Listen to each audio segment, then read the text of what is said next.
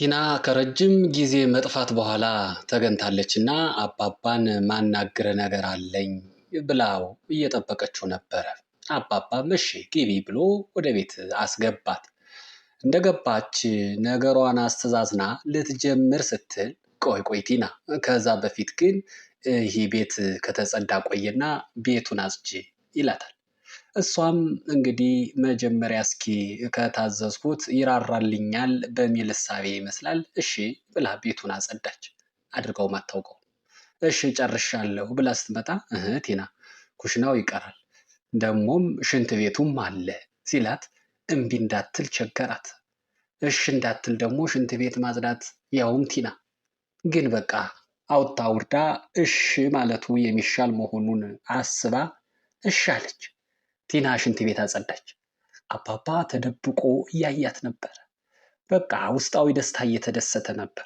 ከአሁን በፊት ስታደርገው የነበረን ክፋት በሷ ልክ በክፋት ተንኮል ከመስራት ይልቅ በራሷ ፍቃድ እንደዚህ አድርጎ ማስተማር መቅጣት ጥሩ ነው ብሎ ያሰበ ይመስላል። በባለፈው ተመስገን ልብስ እንዳሳጠቡት ሁሉ አባባ ዛሬ ደግሞ ቲናን ሽንት ቤት አሳጠቧት። ቲና እየተማረረች እንግዲህ የታዘዘችውን አደርጋለች። ሽንት ቤት ቲና አጸዳች። ይሄ በቃ የዓመቱ ትልቁ ነገር። ሌላው ደግሞ አዲሱ ቤት ቤቲ ከባሏ ጋር በእርግጥ ባሏ እንበለው እንጂ አያቷ ጋር ብንለው ይሻላል አቶ ገዜ ጋር ሄዳ እንዲያው እግረኛ መሆን ሰለቸኝ፣ ምን አለበት መኪና ብትገዛልኝ ትለዋለች። እሱም ትንሽ ያሸሙራታል። ምን ነው ከሳሎን ኩሽና መኝታ ቤት ለመሄድ መኪና አስፈለገሽ እያለ አሸሞረባት። ምን ነው ገዜ ጓደኞች ጋር በመኪና ብሄድ ምን አለበት እያለች ነገሩን ልትገፋበት ስትል ይኸውልሽ ቤቲ ይሄ መኪና ጉዳይ አያጓጓም፣ ሙሉ ንብረቱ ወደ አንቺ ላዞር አይደለ? ያ ልጅ ያለ ነገር አይደለም የመጣው፣ ገንዘቡን እሱ ከሚወስደው ሙሉ ንብረት ቢያንስ ቤትና መኪና ወደ አንቺ ላዞር ነው ሲላት ቤቲ ጮቤ ረገጠች። በቃ ተናግራው ማታውቅን ቃል ሁሉ የኔ ማር የኔ ውድ ማለት ጀመረች። እሱ አቶ ገዜ እስኪገረም ድረስ ቤቲ ደስተኛ ነች። ደስተኛ ከመሆኗም የተነሳ አቶ ገዜን እያመሰገነችው ነው። ከዛ ጉዳያቸውን ከፈጸሙ በኋላ ቤቲ ወደ ቤት ተመልሳለች። ቡና ከትሁት ጋር ቡና እየጠጡ ናቸው። ሌላ የቅርብ ጓደኛ ስለሌላት ሁሉ ነገሯን ለትሁት መንገር ከጀመረች ቆየች። ትሁት ጋር ያለውን ግንኙነት ትሁት የምታውቀውን ነገር እንድትደብቅላት እየነገረቻት ነው። ትሁትም በማያገባኝ ነገር አልገባም እንደወደድሽ ትላታለች እና ይህንን ነገር ግን አንድ ትሁት እስከ መቼ ድረስ ይቀጥላል ብላ ያሰበች ትመስላለች እና ራሷስ ቤቲ አስበው ይሆን ብላ ለማወቅ አንድ ጥያቄ ሰነዘረች። ይኸውልሽ ቤቲ እንዳልሽው ናቲ አንቺን ቢያፈቅርሽ ቀጣይ እቅድሽ ምንድነው ስትላት ቤቲ እንደዚህ አይነት ሐሳብ የለም አስባ አታውቅም። እንደዚህ አይነት አስቤ አላውቅም፣ ግን ሲመስለኝ አቶ ገዜን ዋናውን የብሩን ምንጭ ትቼ ወደሱ መሄድ አይመስለኝም እና ታዲያ ውሽም አድርጋ ልታስቀምጠው ነው ያሰበችው ማለት ነው። ስለዚህ እንደው መሄድ አይመስለኝም እያለች የመጠራጠር አይነት ንግግር ስታደርግ ትሁት ቀበል አድርጋ ይኸውልሽ ቤቲ ሁሉን ነገር ከማድረግሽ በፊት መጀመሪያ የምታደርጊው ነገር ምን አይነት ውጤት ይዞ ይመጣል የሚለው ላይ ትኩረት ማድረግ አለብሽ ብላ መክራታለች። የትልቅ ሰው ምክር። እንግዲህ ቤቲ ከእንግዲህ የምታስብበት ይሆናል ብለን እንጠብቃለን። ከዛስ አብረን እናያለን። ቲና እንግዲህ የታዘዘችውን በሙሉ አጽድታ ከጨረሰች በኋላ ነገሬን ብሎ ይሰማኛል ብላ ጠብቃ ነበረ። አባባ ግን ወደ ሌላ ነገር አዞሩት። አምሮብሻል፣ ሙያም ተምረሻል ይሏታል። አዎ ምን ላድርግ፣ በጣም ግን ተቸገርኩኝ እኮ ትላለች። ምን ነው ምን ሆንሽ እያሉ ይጠይቋታል። ያው ስራ አጣሁኝ፣ ስራ ፈልጋለሁኝ ትላለች። አባባም እሺ ጥሩ ነው ስራ መፈለግ፣ ለስራ ተነሳሽ መሆን፣ ግን የትምህርት ማስረጃ አለሽ ሲሏት አይ የትምህርት ማስረጃ እንኳ የለኝም፣ ግን ፎርጅድ ማሰራት እችላለሁ ስትል ወረቀቱንስ ፎርጅድ አሰራሽ፣ እውቀቱን ከየት አግኝተሽ ልትሰሪው ነው? ባይሆን ጽዳት ላይ ጥሩ ትመስያለሽ። ለምን ተመላላሽ አልቀጥርሽም? ተያዥ ይዘሽ ነይና።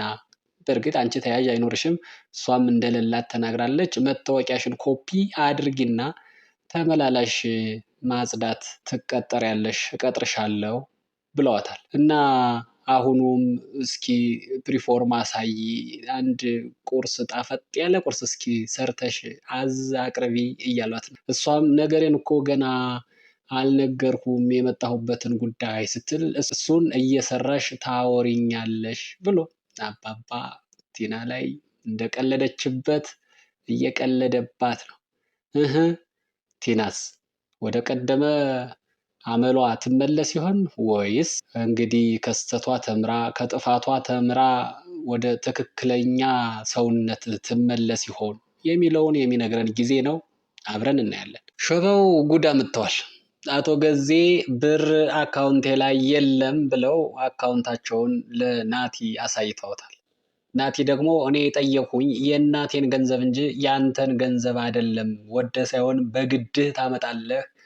በቃ ቢያንስ 1 ሳምንት ሰጥቻለሁ። በ1 ሳምንት ውስጥ የጠየቁትን ብር ማታመጣ ከሆነ ጉድ ይፈላል ብሎ ናቲ ዝቶ ወጣል። አቶ ገዘ ግን የዋዛ አይደሉ። ገንዘብ ላይ ያላቸው አቋም ለቤቲ እየነገሯት ነው። ይህ ነቀዝ ባል ቀድሞ እኮ ጉድ ሰርቶ የነበረ ምንም ቢሆን እኔ ገዜ ጋራ ሰፋጣ አያዛልቅም፣ ማድረግ ያለብኝ መግደልም እንኳ ቢሆን እገድለዋለሁ እያለ ሲፎክር ቤቲ ምን ነው ገዜ ልጅ እኮ ነው፣ በልጅ ላይ አይዛትም እያለች ነው። አይምሰልሽ፣ ማንም ይሁን ማን እኔ ገዜ ከትዕግስቴ ከልኩ ካለፈ አልፋታውም እያለ ያንገራግራል። ሲበዛ ገንዘብ ይወዳል፣ ሲበዛ ራስ ወዳድ ነው አቶ ገዜ። ራሱንም አንዳንዴ አያምንም። ልጅ እንውለድ እንደዚህ አይነት ኮንፊደንስ ካለህማ ብላ ትቀልደዋለች እንበለው ብቻ ብለዋለች። እሱም የምን ልጅ መጥቶ አይጠቅምም፣ ራስን መንከባከብ ነው። አሁን ራሳችን የልጅነት ጊዜያችንም ጭምር አሁን ዘና ፈታ ማለት የሚያስፈልገን ጊዜ ላይ ነን። ልጅ አልፈልግም ብሏል ሸባው። ጉድ ነው። የናቲን እናት በወረፋ እየገቡ ሽማግሌው አቶ ገዜና ወጣቷ ቤቲ ያስጨንቋታል። በግድ እንዳበደች አሳምነዋታል እየደጋገሙ እየነገሩ። አሁንም ዛሬም ገብቶ እንዳበደችና ልጇንም እንደገደለችው በፈለገችው ሰዓት እንዳልተገኘች ጨካኝ ስለሆነች ክፉ ስለሆነች ነካክቶ አሳምሟት ወጥቷል። እንደገና ደግሞ ጥሎ የማይጥለው እሱ ትሁትን ጥሎላት ትሁት ደግሞ በተቃራኒው ምግብ ይዛ ውሃ ይዛ እየጠየቀች እያጽናናች እንዲያውም የእሷን ታሪክ የሌላ ሰው አስመስላ እየነገረች ከዚህ ድባቴ ስሜት ለማስወጣት እየጣረች ነው። ባል ከአዲሱ ሚስት ጋር ሆነው የሸረቡት ሴራ እንጂ እናትም ልጅም በህይወት እንዳሉ የሌላ ሰው ታሪክ አንስታ ትናገራለች። ሴትየዋም የደስታ መንፈስ ይታያታል። እኔስ በእነሱ ቦታ ምነው እኔ እንደዛ በሆንኩ እያለች ትላለች። ትሁትም ቃል በቃል አውጥታ አልነገረቻትም እንጂ እብድ እንዳልሆነች ተወዳጅ እንደሆነች የልጇ ፍቅር እንደሆነ የሚያሰቃያት እንጂ ሌላ ችግር እንደሌለባት በተደጋጋሚ ትነግራታለች። ሳሎንም ወስዳ ታሳያታለች። የራሷን ቤት ደስ ሲል የመታፈን ስሜት አይሰማውም። ድሮ ቤት የነበረ አሁን ግን የቤት ቤት ነው እያለች ትናገራለች።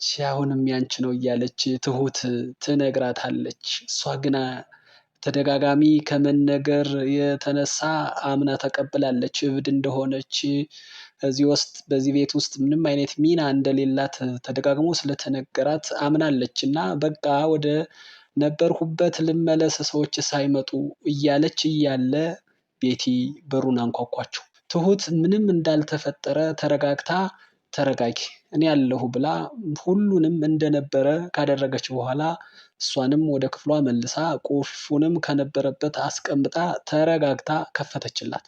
ስራ ይዤ ስለነበረ ነው ይቅርታ ብላ ከፈተችላትና ቤቲም የምታካብድም ስላልሆነች ጥርጣሬም ስለሌለባት እሺ ይሁን ግን ናቲ መጥቷል ብላ ትጠይቃለች። በቃ የወቅቱ የእሷ ፍላጎት አሁን ቤቲ ከናቲ ጋር ነው። የናቲ ጉዳይ ነው የሚያስጨንቃት። እንዳልመጣ ነግራታለች።